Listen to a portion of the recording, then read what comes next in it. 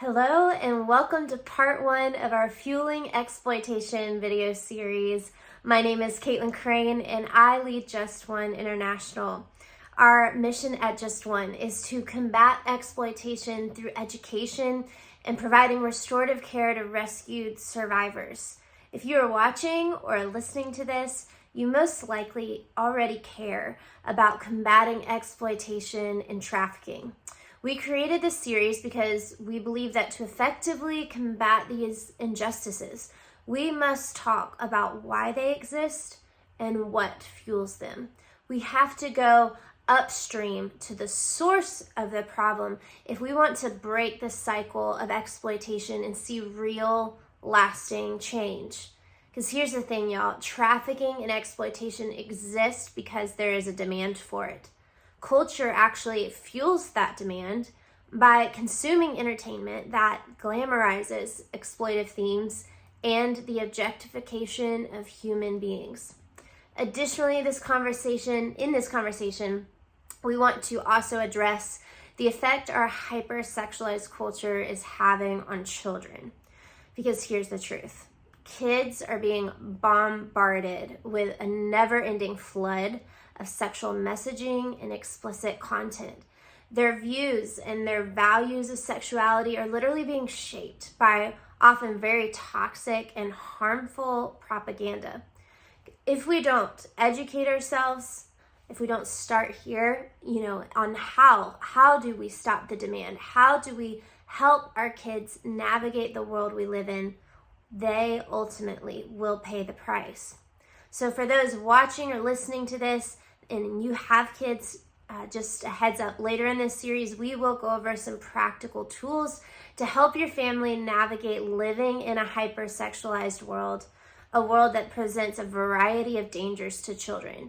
But first, we're going to talk about why exploitation exists and what fuels it.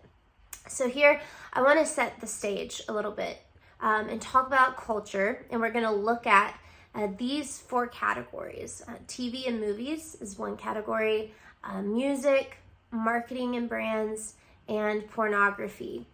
As we walk through these four different categories, I want you to consider and keep in mind and kind of look through these two lenses. The first lens is this: how what we as adults consume is fueling the demand for exploitation and trafficking without us even recognizing it. And the second lens is how what kids are being exposed to is impacting them and making them more vulnerable to exploitation.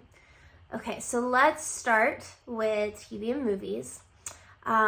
First, as we dive into this, I just want to start with giving a shout out to Kimberly Zabawa, a dear friend of Just One's and mine, for all the research and writing she did on this particular topic. I'll be referencing a lot from an article she wrote for our online blog in these next few points. You can read the whole article at justone.org/articles, and it's titled 4 Ways That Pop Culture Fuels Human Trafficking. So here's the thing, y'all. These days, you don't have to go to porn sites to get a dose of sexual violence. In the hit movie on Netflix called 365 Days, I don't know if y'all have heard of it. I honestly hadn't until doing this research for this series. But for example, a woman is kidnapped in this movie. She's imprisoned by a man who hopes to become her lover. Critics condemned the physical and sexual and emotional abuse depicted in this movie. And yet, it was so popular that the streaming site released a sequel, and then they released another. The Netflix show You had a similar storyline, and you might be more familiar with that one because it was very popular and still is. So some of these movies and these shows that we watch, they depict a romantic lead whose seduction strategy actually involves harassment, sometimes even rape. Sexual assault is glamorized when the aggressive heroes of shows like, y'all don't hate me for shouting these out, but shows like Gossip Girl, The Vampire Diaries, and the big one, Game of Thrones, in these shows, oftentimes men are rewarded by getting the girl, the money, the power, and the praise. We think these shows are harmless, but what we consume does impact and influence not only us, but our children. And I'm not here at all. I just want to say this clearly to judge or to tell you what to watch, what not to watch. I'm only highlighting these shows as an examples. There's more shows, more movies than just these. And if you've seen them, again, no judgment from me, but I'm using these examples to help just shine a light and educate on this particular topic. So here's, every time, let's get back to the point. Every time we go to the movies or stream the show, we send the message to Hollywood and media production companies that we want more. We are placing our stamp of approval, we're giving our endorsement, and unknowingly contributing to the involvement of a culture that widely accepts and is entertained by toxic and harmful sexual values and practices. And here's another hard pill to swallow, if that wasn't already enough. These kinds of toxic relationships depicted in the movies and shows often normalize coercion, and they instruct people that they should be flattered when they're violated.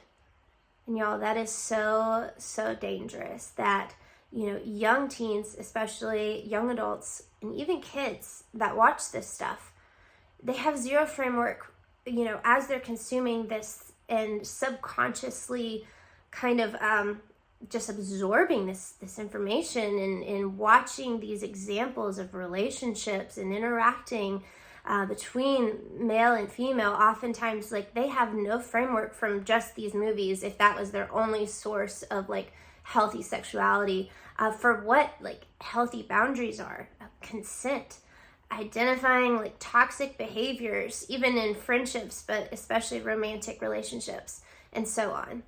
And this, here's the kicker, this makes them significantly more vulnerable to being exploited, because all of this information and messaging is just being absorbed. And of course, they're kids. They don't have any idea that they are also absorbing very unhelpful and sometimes even harmful beliefs and values that maybe one day in their future they could experience situations that they may not have the tools to be able to handle in a way that protects them and protects others that are involved.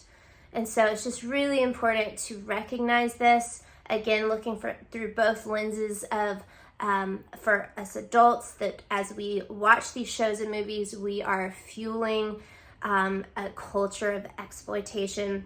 We're telling Hollywood we're cool with this kind of stuff and that we actually want more of it. And then through lens number two, that kids, if you have teens, that if they are watching some of these shows, that they are absorbing these very unhelpful and sometimes harmful sexual messaging. So let's move on. I want to also talk about music. Let's talk about that next. So I'm going to give you some statistics for this one. More than 1 out of 3 popular songs actually contain explicit sexual content. And most of these references, y'all, are actually very degrading, according to one study. In one analysis of rap and hip hop specifically, 76% of songs reviewed contained misogynistic lyrics. And by continuing, an author, Kayla Gray, stated this: by continuing the usage of misogynistic themes in artists' lyrics, not only is the music industry silently supporting rape culture, but they are reinforcing these ideals repeatedly. Artists also sing about manipulation tactics to get women to have sex with them, or paying people with money or objects for keeping them sexually satisfied. And y'all, this music is teaching boys that being masculine means being disrespectful, manipulative, and even aggressive. It teaches girls that they're only good for sex and abuse. And it teaches both that these actions are not only normal, but they have no consequences. like when we really start listening or reading, I have to, sometimes when I've done this research, I look up song lyrics, and y'all, I knew they were bad, like, because when you listen to them, you can just hear them, but then sometimes you almost, especially in certain, like, rap, I don't know about y'all, but I just can't hear all the lyrics very well, and then when you look up the words, I'm sometimes just, like, my jaw drops to the floor, like, it's crazy what's actually in these songs. But we consume, like, we, again, as adults, we are consuming this, we are listening to this stuff, and we're telling artists, you know, and big record labels, like, hey, we like this music, give us more of it. But it's also really damaging for especially the young people that are listening and, again, absorbing these things. So Dr. Jessica Taylor said in a recent report, I wanted to share this as well, that this can lead to women and girls judging and blaming themselves, using even common rape myths for why they were raped, or not even realizing that their sexual encounter was non-consensual, forced, or exploitive. So I'll take a deep breath. Like, this is a lot of information, I know, but I want to just continue. We're going to dive into the next. So that was music. Let's go ahead and talk about marketing and brands briefly. Won't go over this one as in depth. I think at this point, y'all are starting to get the idea. The sexual, hyper-sexualized messaging that is not helpful is all over. Like, it's just, our culture is saturated with it. So, but in marketing campaigns, oftentimes the imagery that is portrayed is, again, you could guess it by this point, it's objectifying women, sexualizing men as well, and women, reinforcing the narrative that sex is just transactional, and it's very shallow and void of actual relationship, trust, and intimacy. Sex sells, and we buy it. I'll say that again. Sex sells, and we buy it. So that is something that is hard to say out loud, and it's hard to hear, and I recognize that. So if all of that was not a big enough pill for you guys to swallow, let's dive in even deeper. This is like the deep, you know, there's like the 8-foot deep pool. This is like the 20-foot deep pool. Okay, so we're just diving in, y'all, and we're gonna talk about pornography. Now, as we go into this, I just want to state clearly, I know that this is a hard topic to talk about. And a couple of years ago, when I started researching the effects and the impact of consuming porn, and then I looked around and I realized no one else really was talking about it. I could find very few, honestly.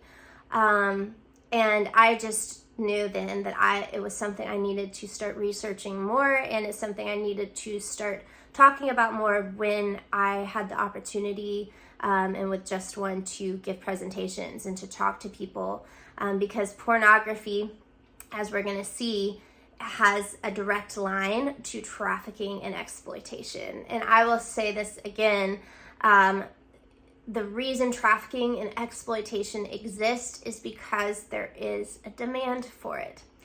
And so pornography plays a major role in our culture, fueling that demand. So let's talk about some statistics here. How many men and women do y'all think consume porn? I'm gonna pause for a second, let you think, come up with a number in your head. All right. Maybe some of you are saying, so men and women, I'm asking about both. Maybe some of you are saying like 70% men. And maybe some of you are probably thinking like 30% women. I don't know, just a guess. Well, according to a 2018 study by PubMed, an estimated 91.5% of men and 60.2% of women consume pornography. According to data from the SEMrush traffic analytics tool, as of May 2021, porn sites received more website traffic in the US than Twitter, Instagram, Netflix, Pinterest, and LinkedIn all combined. Y'all, like, okay, those stats right there, like 91% of men, 60% of women, porn sites are receiving more website traffic in the US than all these major online sites that like we literally live on and spend so much time on.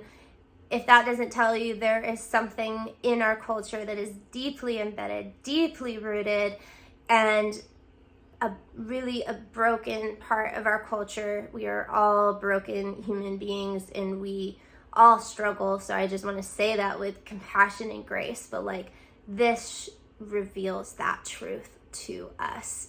And it really needs to serve as a wake-up call. See, our culture is saying, actually, but when we hear this stat, our culture is saying that we want porn more than we want all of these extremely popular social media sites. In 2019 alone, the equivalent of nearly 6,650 centuries of porn was consumed on one of the world's largest porn sites. Okay, so pornography fuels sex trafficking and exploitation by driving demand into the mainstream of society. So what does that mean when we're saying 6,000 centuries of porn is being consumed? How is that driving demand for trafficking, for exploitation into society? Well, first and foremost, porn objectifies humans. That is just the most basic way that I can say it. Porn objectifies and it dehumanizes human beings. It makes us see humans as objects to use rather than people to honor. Objectification, what is objectification?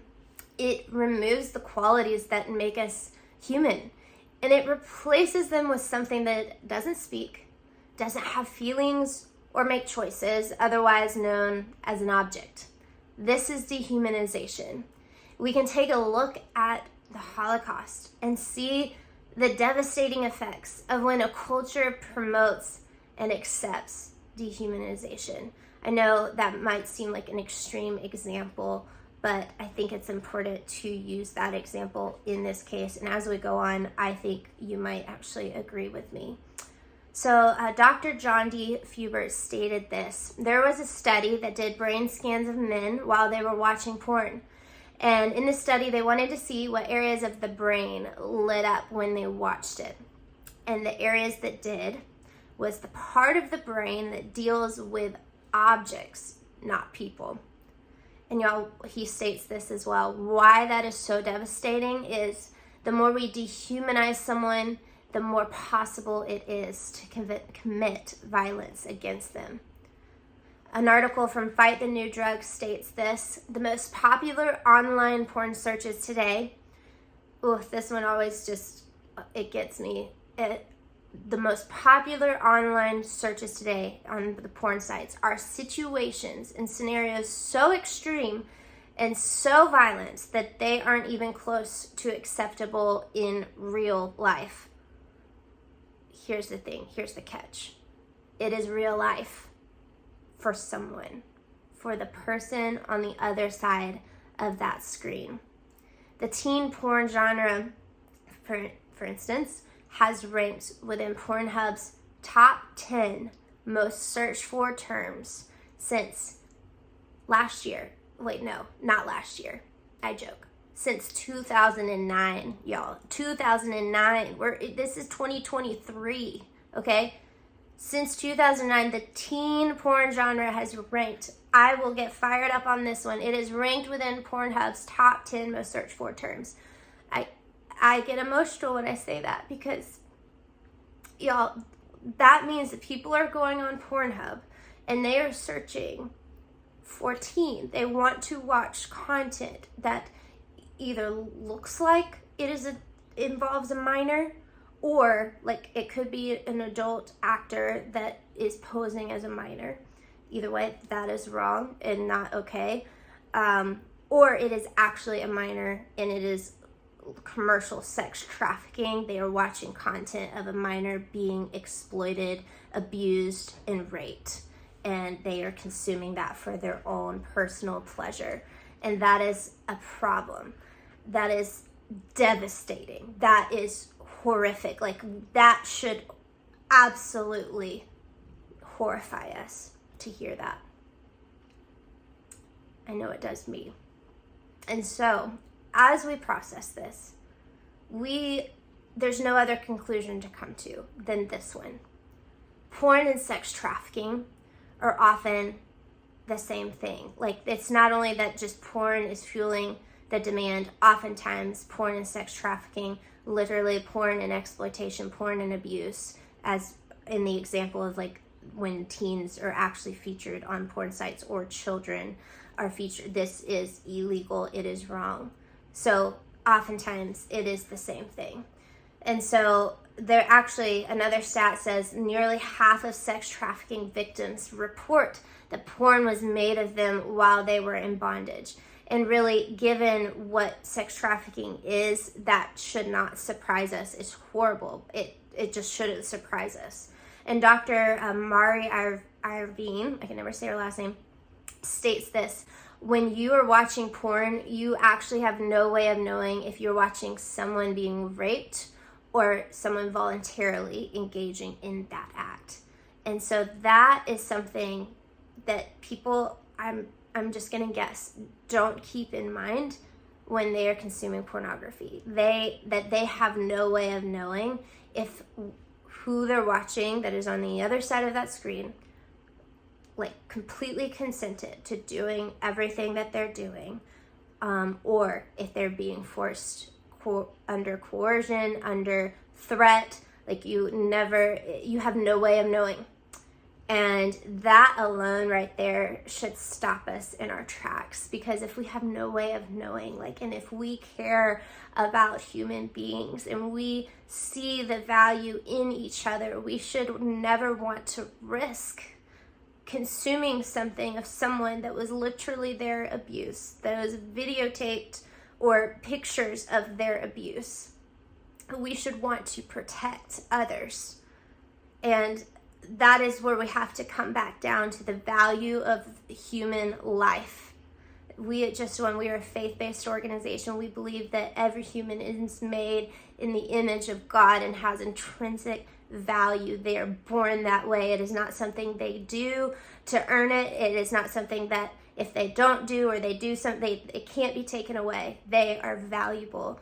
And y'all, usually around this point when I'm sharing this in a presentation, I want to share, just so people know, I am not sharing any of this heavy stuff from a place of judgment, from a place of superiority. Like, when I was 16 years old, I stumbled upon pornography. It was accidental. I was searching other things. I was curious. I was a teenager trying to figure out what in the world, like, was certain sexual things, and pornography came up.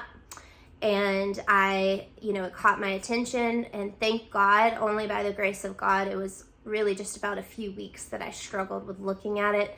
I knew that it was a path that I did not want to go down, and so I was able to, like, shut that door, and, like, not continue down that dangerous, slippery slope.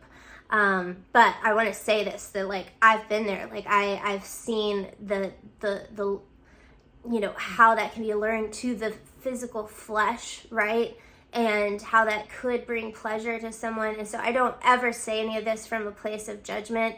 But I am so glad I know what I know now. I wish I had known it then, because if I had known it then, if I had known all of these things, like, for me personally, I am such a justice person. Like, there was no way that I would have ever, even just for those few weeks, like, wanted to continue to look at pornography, knowing that that person on the other side of the screen, like, could be someone that's being raped or abused. And so, thank God, because of the blood of Jesus, like, we're forgiven, and I am not held to, like, my worst decisions. Like, God loves me, and he has covered me with the blood of his son. And that is true for you as well. If you have looked at porn, if you are looking at it now, if you are like in the trenches of addiction, like I want you to know that God loves you and there is a path to freedom for you. Like the porn, an addiction to porn does not have to define the rest of your life. It doesn't have to define your relationships. Like pornography can cause so much brokenness in relationships, and we don't have time to get into that right now, but I just want you to know there is grace, there is love and mercy for you, and you're not alone. If you remember from those stats, 90% of men, at least 60% of women have struggled with porn. So just know you're not alone. All right, so back to some of my points. I just don't want to skip over that. But in 2021, y'all, so this is crazy. Pornhub removed 10 million unverified videos, nearly 75% of its video collection, after the Trafficking Hub campaign investigated and uncovered the horrific and illegal content that was all over. It was all over Pornhub's site. So shout out to Exodus Cry, an amazing nonprofit that started and launched the Trafficking Hub campaign that literally like has dismantled Pornhub. It is epic, y'all. Y'all should go look it up. It'd be easy to find. It's amazing the work they've done, the awareness work they've done, literally the legal battles they've fought. And Pornhub was like just this giant monster that is just turned into this little cowering, like, you know, a little cowering worm with the Trafficking Hub campaign and the work they've done. So that's a huge praise and a huge victory, and especially for those who have been victimized and their abuse has been recorded on Pornhub and it's been there. Like Pornhub would not take it down. Oftentimes, even when the victim came to Pornhub and said, hey, this is video of my abuse, take it down. They literally have evidence in emails where Pornhub ignored them. Like, it's horrible, y'all.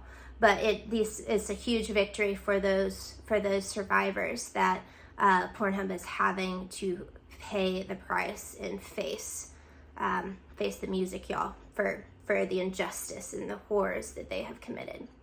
So listen, y'all, this is a lot of information. I know that it is, but here's the thing. Our culture is addicted to sex, and we still wonder why trafficking exists. If you can't see that from, I think at this point, you could probably see that my goal of walking through each of these 4 categories was to make this evident. Like, we are addicted to sex, and that in and of itself, the addiction, especially to the unhelpful and the harmful versions of sex and sexuality that our culture's addicted to and consuming, is fueling trafficking. So this addiction, y'all, has created a deeply embedded cultural pipeline to trafficking and exploitation. And we're fueling the problem without even realizing it. We cannot be the solution until we stop fueling the problem. So as we look through lens number 1, just to recap here, we need to recognize that we as the adults need to lead the way. It's time to reverse the trends of self-centered individualism, transactional sex, and objectification. It's time to culturally reclaim the core belief that all human beings have inherent worth and are deserving of honor. I never communicate any of this from a heart of judgment, as I've already said. As we saw from the statistics, the majority of adults have struggled. Welcome to being human, y'all. Welcome. I share this just to shine a light, because when something remains in the darkness, there is bondage and shame. But when we bring it into the light, freedom can happen and wholeness can happen. And I will share resources in the links attached to this podcast or to this video. Also, as we continue, this will be a video and a podcast series. I will share more practical tools of how you can walk in freedom from pornography, whether this is for yourself or it's something that you can share with someone you know that might be struggling with it. And so also, additionally, as we look through lens number 2, we need to recognize if these cultural influences are desensitizing us, they are certainly desensitizing our children. And through desensitization, they set the stage for children to be even more vulnerable to exploitation and to potentially even becoming the exploiters themselves. That's something we will discuss a little bit more as we continue on in this series. But thank you for joining me today, for listening or watching. I know this was a lot to hear and to process, but these are important conversations that we have to have, y'all. We have to have them. And I encourage you and I ask that you would take the time and share this with a few people you know. Getting the word out, sharing word of mouth is really the way that people hear about us and can hear about our educational content that we want more people to hear. We want people to be equipped and to be aware of what is happening. That way we all together can work towards becoming the solution to ending exploitation and trafficking. Would love if you would take a minute and check out our website to learn more about us, to learn more about the work we do locally through our education work, but also internationally, y'all. We work in Kenya with some amazing partners and run a restorative care program for beautiful girls that have been rescued from trafficking and forms of exploitation. And so I'd love for you to learn more about our work in Kenya as well at justone.org, and that's just the number 1.org. And thank you again for joining me today. I look forward to continuing this conversation, and I hope you have a great day. Bye, y'all.